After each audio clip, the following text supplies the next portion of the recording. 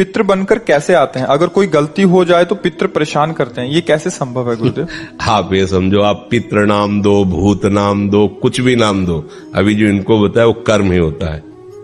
हमारा कर्म ही होता, कोई हमको परेशान नहीं कर सकता। कोई देवता, कोई भूत, कोई प्रेत, कोई पितर, ये बात गांठ बांध लो, कोई तांत्रिक, कोई सिद्ध।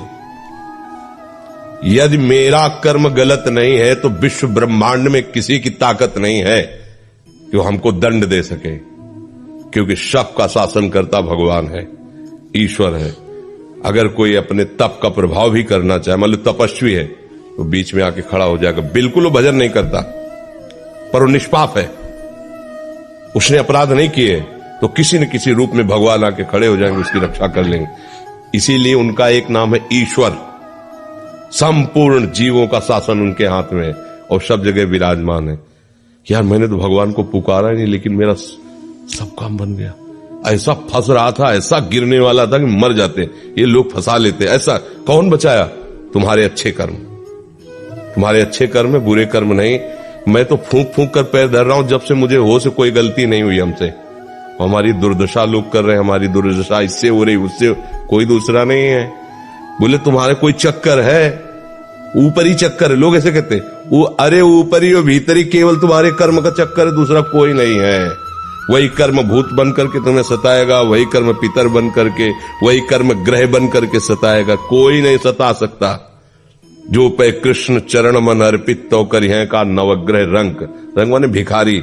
ये भिखारी नवग्रह तुम्हारा बाल बांका भी नहीं कर सकते यदि कृष्ण चरणारविंद में चित्त लगाए हो, और सब ग्रह तुम्हारे अनुकूल है और प्रभु से तुम विमुख हो तो कोई तुम्हारी रक्षा नहीं कर सकता। तुम्हारे कर्म तुम्हें नष्ट कर देंगे। ये सिद्धांत सबकी समझ में नहीं आता है। अगर समझ में आ जाए तो भूल जाओ कि कोई पितर है, कोई भूत है, कोई प्रेत है। वही है, वही, दूसरा कोई नहीं है। वही तुम्हें दंड देने के लिए कभी भूत बन जाते हैं, कभी मृत्यु बन जाते हैं, कभी नाना प्रकार की घटनाएं बन जाते हैं। और इसीलिए उनका भजन करोगे तो असली रूप में आपको मिलेंगे प्रेमानंद स्वरूप, महान सौंदर्य समुद्र, करुणा समुद्र। वही नहीं कहते जो विमुख है, अधर्माचरण करता है, उसके लिए मैं काल रूप भयंकर हूं। भगवान ही कह रहे मैं उसके लिए भयंकर रूप हूं। देखो, भगवान का ही एकमात्र स्वतंत्र साम्राज्य है। वही बनने वाले, वही बनाने वाले हैं। बस सावधान होकर उनका भजन करो, कोई कुछ नहीं कर सकता।